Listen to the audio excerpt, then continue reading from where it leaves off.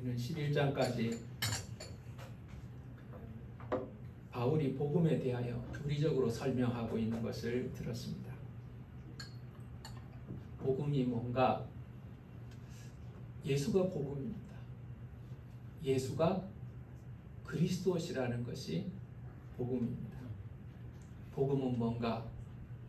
믿음으로 의롭게 되는 것이 복음입니다. 이전에는 율법으로 의롭게 되는 것이 우리의 신앙의 전부였는데 이제는 믿음으로 의롭게 되는 의가 우리에게 주어졌습니다. 그러면 구체적으로 뭘 믿는가? 그것은 하나님과 그 아들을 믿는 것인데 로마서 10장 9절이 그 말씀을 제일 잘 요약하고 있습니다.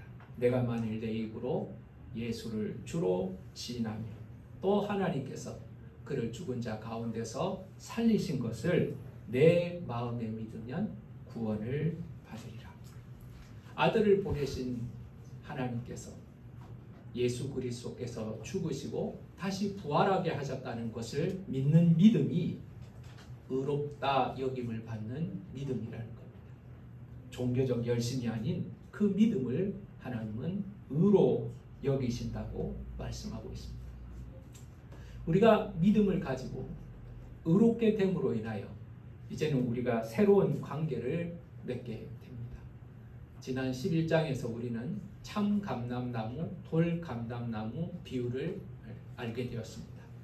우리는 원래 돌 감람나무와 같았는데 하나님은 참 감람나무의 가지를 잘라내시고 돌 감람나무를 참 감람나무에 접목하셨습니다. 그리고 나서 돌 감람나무의 가지가 참 감람나무의 가지와 연합하게 하시고 진액을 공급받게 하셨습니다. 그것이 구원의 새로운 모습이었습니다. 그러나 우리가 접붙임을 받았다고 교만해서는 안 됩니다.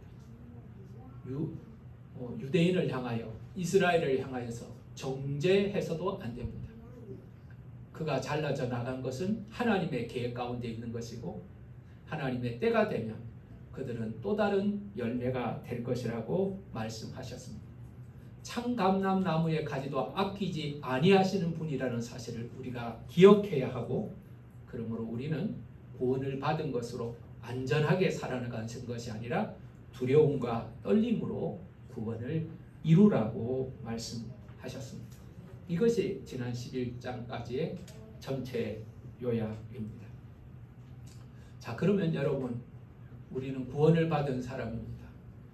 구원을 놓치지 않기를 벌벌벌 떨면서 그냥 살아가면 될까요? 여기가 구원의 끝일까요? 간이 안 좋은 사람이 있다고 한번 생각을 해봅시다. 그 사람은 술을 많이 마시고 일을 너무 많이 하고 스트레스를 많이 받아서 간이 망가졌습니다. 그런데 좋은 병원에 가서 의사의 헌신적인 치료를 통해 건강하게 되었습니다. 그분이 이제 퇴원하는 날 의사는 이렇게 말할 것입니다. 생활 습관을 고치셔야 합니다. 술을 마시지 마십시오. 일을 너무 많이 하지 마십시오.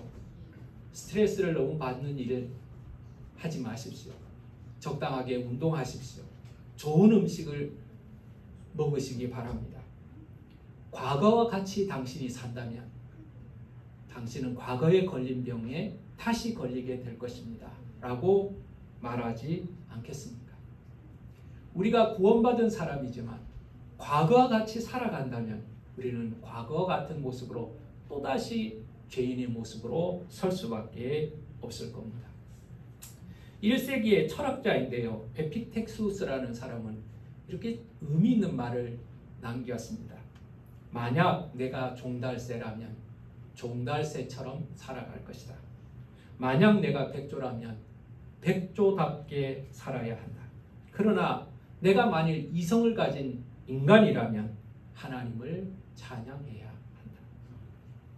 그는 마땅히 살아야 하는 삶의 방식에 대해서 이야기하는 겁니다.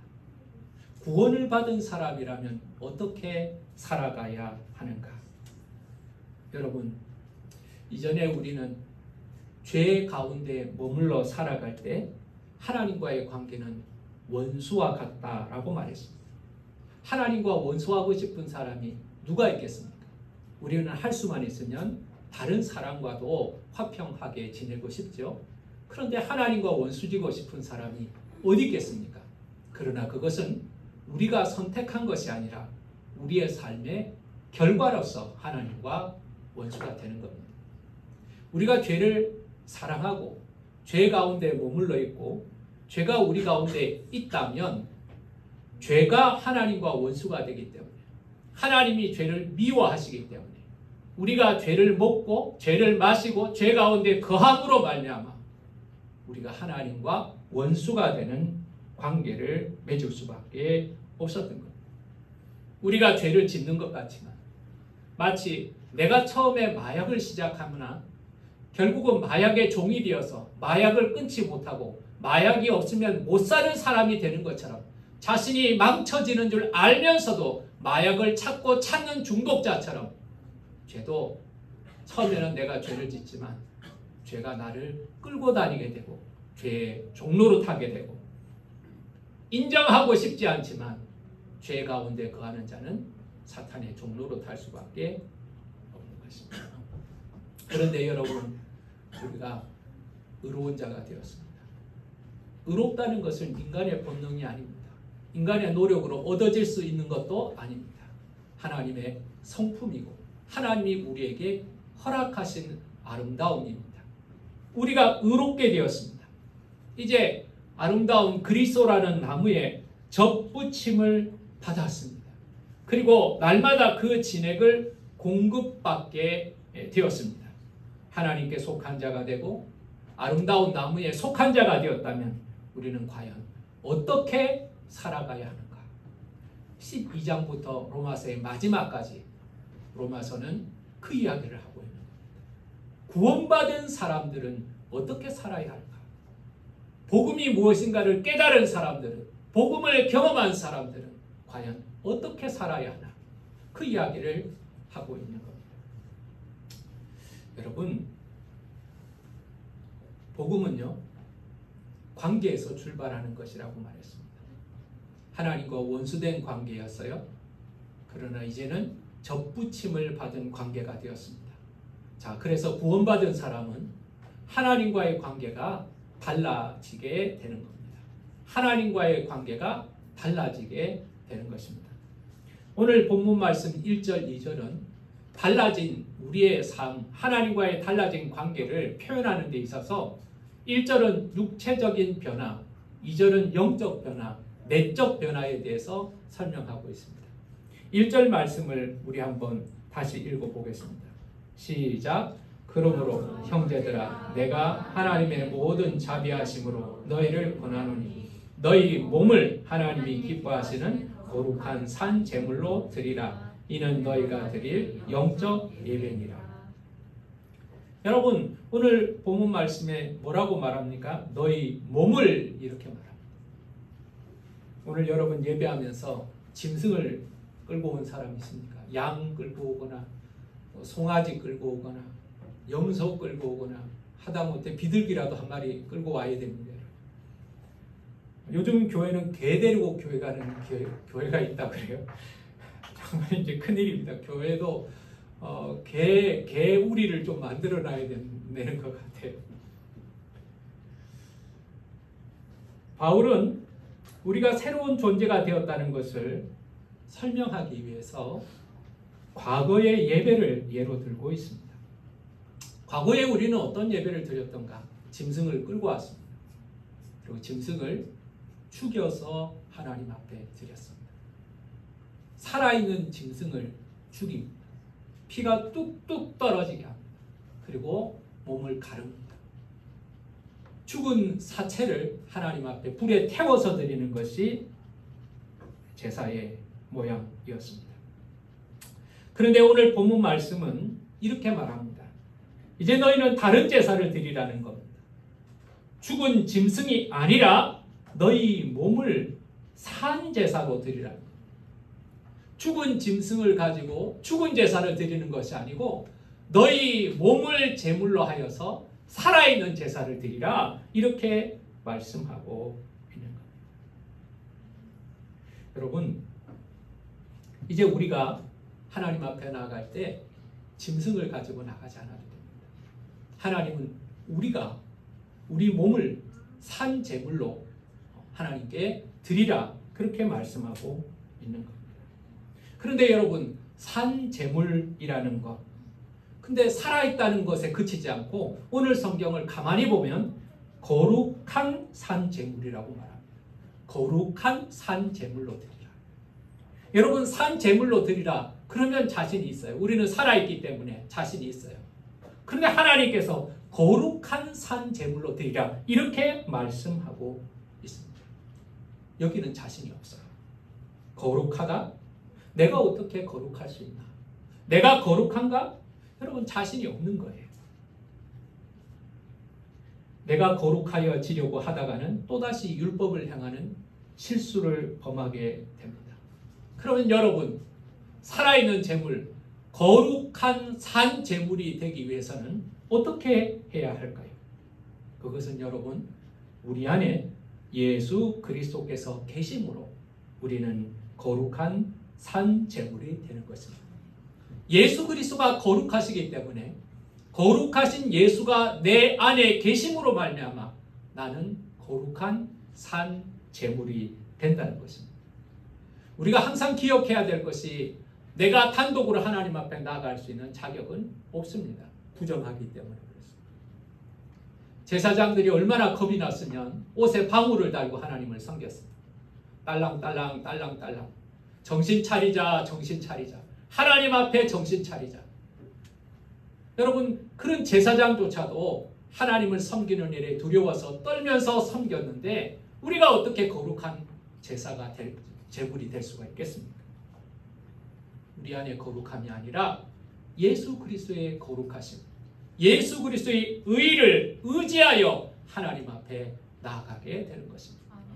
예수 그리스도의 보혈로 말미암아 하나님 앞에 나아갈 담력을 얻는 겁니다. 그래서 우리는 하나님 앞에 나아갈 때 제일 먼저 확인해야 될 것이 있습니다. 내 옷을 확인하는 거 아니 그것도 아니에요. 헌금을 확인하는 거 여러분 그것도 나중의 일이에요. 제일 먼저 확인하는 것은 오늘 내가 하나님 앞에 나아갈 때 내 안에 그리스도께서 계신가? 나는 예수 그리스도의 보혈로 인하여 날마다 정결한가? 날마다 씻음을 받고 있는가? 여러분 확인해야 하는 겁니다. 그래야 거룩한 산 제물이 될 수가 있는 겁니다. 여러분, 거룩한 산 제물로 드려지는 것입니다. 하나님이 기뻐하시는 제물이 되라고 말씀하고 계신 겁니다. 오늘 본문은 말합니다. 하나님의 기뻐하시는 거룩한 제물로 드리라. 하나님이 기뻐하시는 거룩한 산 제물로 드리라. 여러분, 우리는 여기서 또 한 번 예배의 원리를 발견합니다. 예배는 나를 즐겁게 하는 것이 아닙니다. 예배 드리고 나서 야, 오늘 찬양이 너무너무 좋네. 야, 오늘 설교가 내 마음에 속 드는 설교를 했네. 야, 오늘 교회 밥이 내 입맛에 딱 맞는 밥이 나왔네. 오늘 정말 은혜로운 예배를 드렸어. 여러분, 그거 거짓말이에요. 그건 진짜 아니에요. 예배는 하나님이 기뻐하시는 것이 참 예배입니다. 이 전제를 잊지 말아야 됩니다. 하나님이 기뻐하시는 예배를 드림으로 내가 기뻐하는 것은 맞아요. 그러나 나를 기쁘게 하기 위해서 예배를 드리는 것이 아니에요. 예배와 쇼의 다른 점, 예배와 뮤지컬의 다른 점은 바로 그런 겁니다.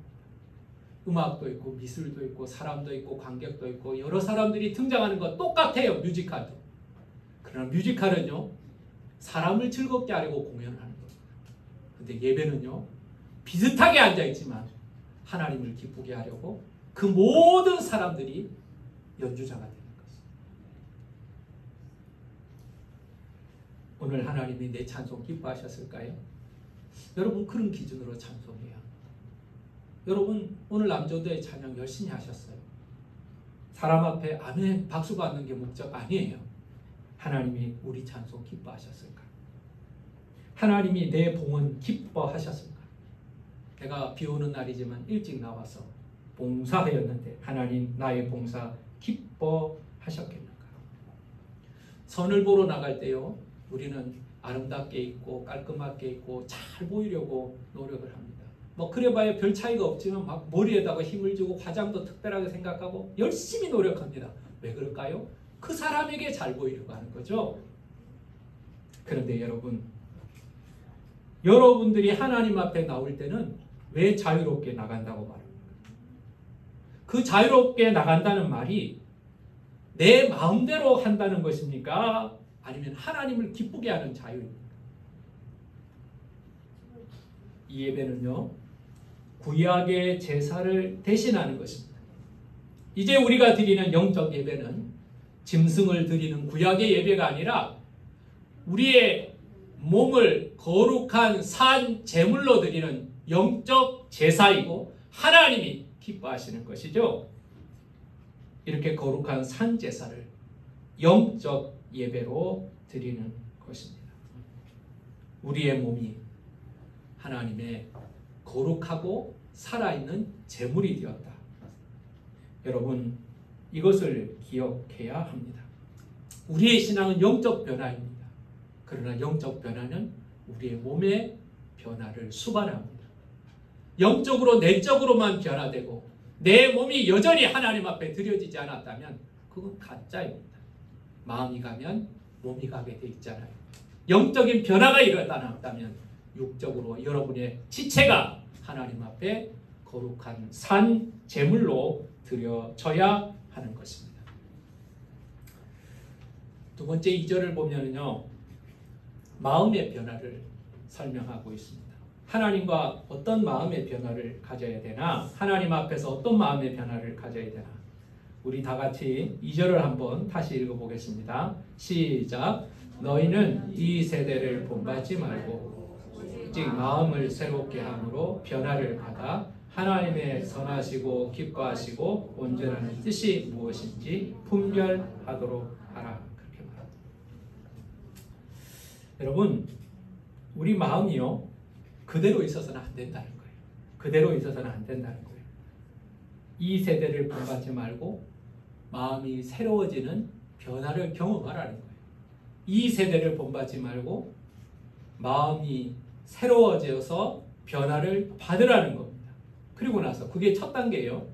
두 번째는 하나님의 선하시고 기뻐하시고 온전한 뜻이 무엇인지 분별하도록 하라. 첫 단계가 우리 마음이 변화되지 않으면 하나님의 마음을 분별을 못해요. 어린아이들도 어머니 마음을 언제 다 알까요? 크면 알아요. 조금 더 크고 조금 더 크고 조금 더 크고 결혼해서 아기를 낳으면 조금 더 알고 조금 더 크면 알아줘요. 근데 변화되지 않고 성장하지 않으면 절대로 모르잖아요. 여러분, 오늘 본문 말씀은 말합니다. 이 세대를 본받지 말고 마음을 새롭게 하고 변화를 받아서 하나님의 뜻을 분별하라는 거예요. 하나님의 뜻이 어떤 뜻이요? 세 가지입니다. 선하시고 기뻐하시고 온전하신 뜻. 하나님의 뜻에 대해서 이런 설명을 붙여놓았습니다. 이 본문이 우리가 다 아는 본문인 것 같고 알 수 있는 본문이지만 좀 쉽게 표현한 목사님이 계세요. 필리스라는 목사님은 그가 번역한 책에 이렇게 설명하고 있습니다. 너를 둘러싼 세상이 그들이 만든 주형에 너를 밀어넣지 못하게 하라. 그렇게 표현했습니다.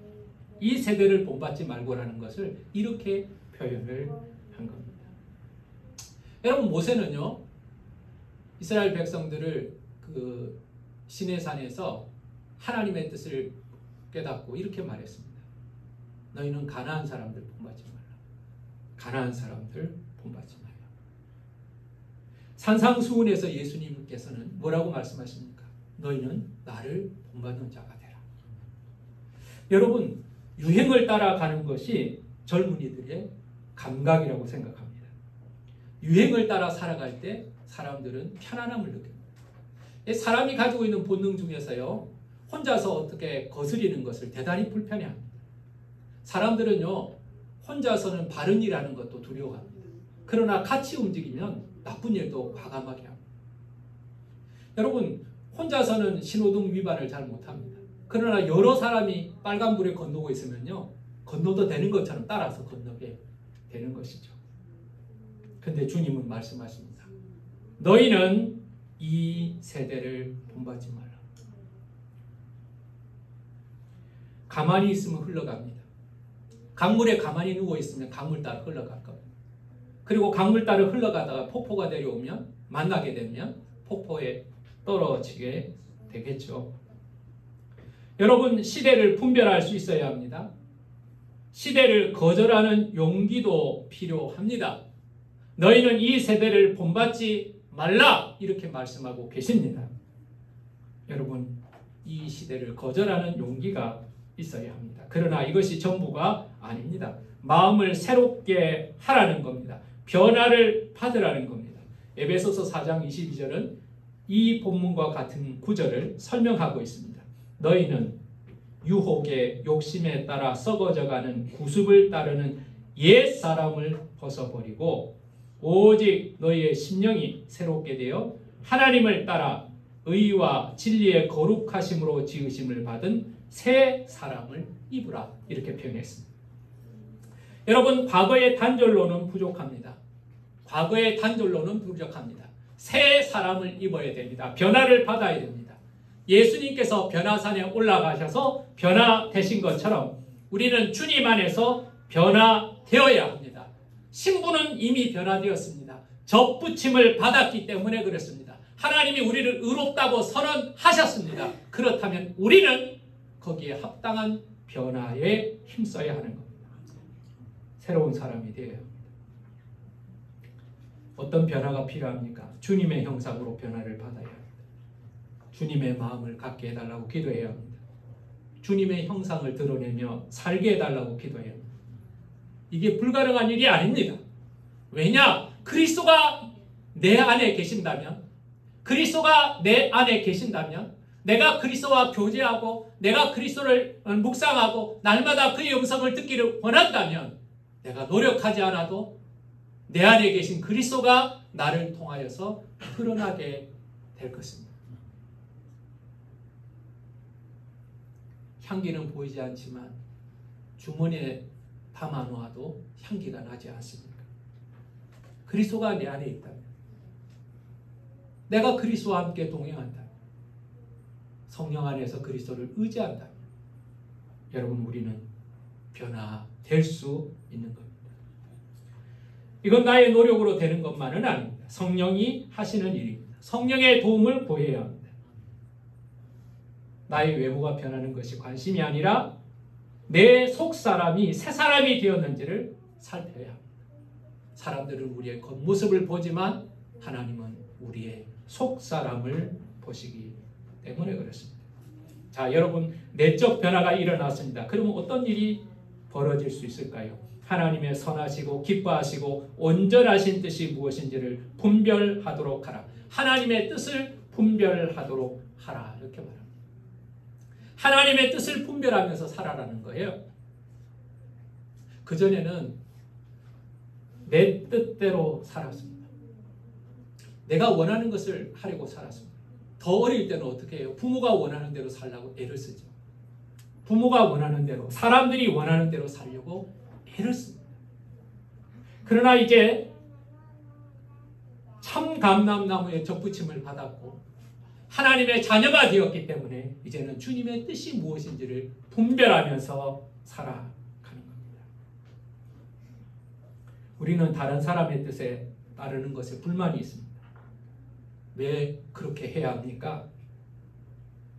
왜 당신 말대로 해야 됩니까? 왜 부모님 말대로 살아야 합니까? 여러분, 우리는 거기에 대한 불만이 있습니다. 이러한 불만은 하나님에 대해서도 드러납니다. 광야의 백성들은 하나님께 이렇게 말했습니다. 왜 우리가 하나님의 뜻대로 살아야 합니까? 오늘 본문은 이렇게 세 가지 설명을 붙였습니다. 하나님의 뜻은 선하기 때문에 그렇습니다. 하나님의 뜻은 온전하기 때문에 그렇습니다. 하나님의 기뻐하신 뜻을 그래서 찾아야 한다는 겁니다. 하나님의 뜻대로 사는 것이 우리에게 유익하기 때문에 우리는 하나님의 뜻을 선택하는 것입니다. 마태복음 7장 11절은 이렇게 말씀하십니다. 너희가 악한 자라도 좋은 것으로 자식에게 줄 알거든 하물며 하늘에 계신 너희 아버지께서 구하는 자에게 좋은 것으로 주시지 않겠느냐. 악한 부모도 자식에만큼은 좋은 걸 주려고 그래요. 악한 부모도 자식에만은 좋은 걸 주려고 그래요. 근데 하나님께서 사랑하는 자녀에게 아들을 주시는 그 희생을 보여주신 사람에게 하나님이 악한 것을 주시겠냐는 거예요. 그 하나님의 뜻이 악하겠냐는 거예요.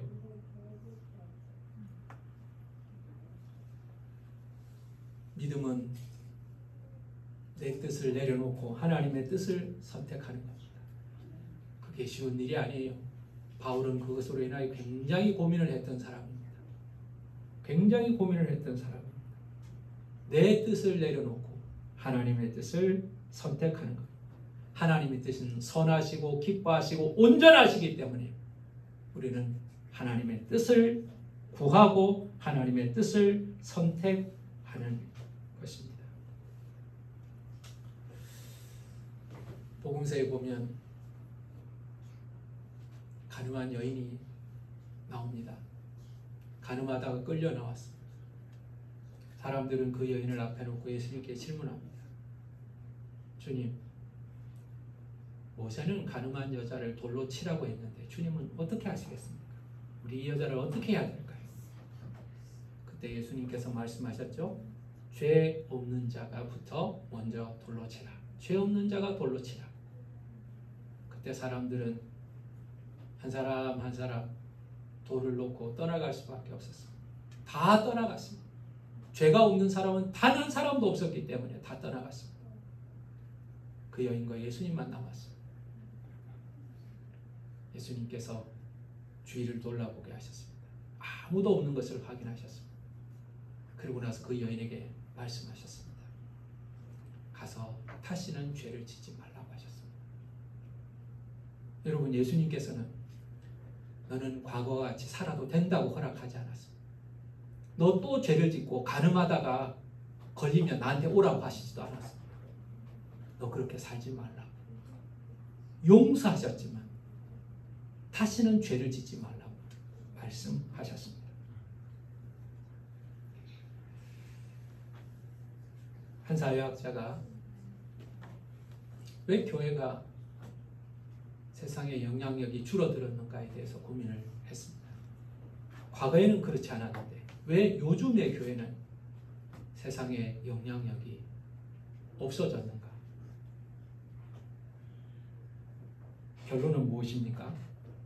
교회 안에 복음은 있지만 교회 안에 복음으로 사는 사람들이 많지 않다는 거예요. 복음은 있지만 복음대로 살려고 하는 사람들이 많지 않기 때문에 교회는 영향력을 잃었다고 이야기하고 있는 겁니다. 초대교회가 능력이 있었던 이유는 교인이 많아서가 아닙니다. 그들은 복음을 믿었고 그리고 복음에 합당하게 살려고 기꺼이 고난을 각오했던 사람들이기 때문에 그런 겁니다. 우리는 하나님을 믿지만 하나님을 안 믿는 사람들과 비슷하게 살려고 노력하고 하나님을 믿지만 하나님을 안 믿는 사람들의 성공을 부러워하고 하나님을 믿지만 하나님 밖에서 인생의 성공을 찾고 있다면 우리는 맛을 잃은 소금과 같은 겁니다. 우리가 복음을 알게 되었고 이 복음을 통해 참 감람나무에 접붙임을 받은 새로운 관계를 얻게 되었다면 그리고 새로운 신분을 얻게 되었다면 이제 새로운 신분에 합당하게 살아야 하는 것입니다. 유혹의 구습을 벗어버리고 우리는 날마다 새로워져야 합니다. 주님께서 우리를 새롭게 하신다는 사실을 기억하고 날마다 주님을 의지하고 십자가 보혈을 의지하면서 우리는 복음을 가지고 있는 사람 그리고 복음에 합당한 사람으로 살아야 하는 것입니다. 우리 몸은 어떻게 해야 합니까? 거룩한 산 제물로 하나님께 드려야 합니다. 여러분, 예배만 그렇게 드리라는 게 아니에요. 여러분의 삶이 그러해야 된다는 거예요. 거룩한 산 제물로 하나님께 드리라. 이것이 영적 예배다. 하나님이 기뻐하시는 영적 예배라고 말합니다. 두 번째, 여러분의 마음은 어떻습니까?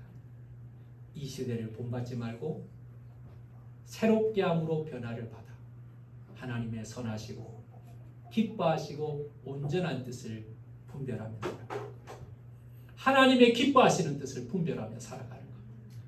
그것이 여러분의 마음의 태도인 겁니다.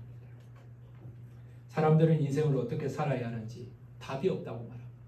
그러나 하나님은 우리에게 모범을, 답을 말씀해 주셨습니다. 모범을 보이신 분은 예수님입니다. 이렇게 살아야 한다. 모범을 보여주셨습니다. 답은 말씀입니다. 답이 복음입니다. 너희는 이 세대를 본받지 말고, 너희는 이 세대를 본받지 말고 새롭게 함으로 변화를 받아서 하나님의 선하시고 기뻐하시고 온전한 뜻을 분별하며 살아가는, 하나님의 그 뜻을 선택하며 살아가는 저와 여러분 되시기를 예수 이름으로 축원합니다. 기도하겠습니다. 내가 하나님 앞에 거룩한 자가 되고 내가 참 감람나무에 젖붙임을 받은 자라면 참 감람나무에 열매를 맺어야 하고 참 감람나무에 꽃을 피워야 합니다. 내가 구원받은 자요 하나님께 속한 자라면 하나님의 마음을 가지고 그리스도의 열매를 드러내며 살아가야 합니다. 거룩한 산 제물로 우리의 몸을 하나님 앞에 드리게 하여 주시고 하나님의 선하시고 기뻐하시고 온전하신 뜻이 무엇인지를 날마다 분별하며 하나님이 기뻐하시는 선택하며 살게 하여 주시옵소서. 복음이 우리 안에 있음을 복음에 합당한 삶으로 드러내게 하여 주시옵시고 우리의 삶을 통해서 하나님의 거룩하심이 드러나게 하여 주시옵소서. 예수님 이름으로 기도하였습니다.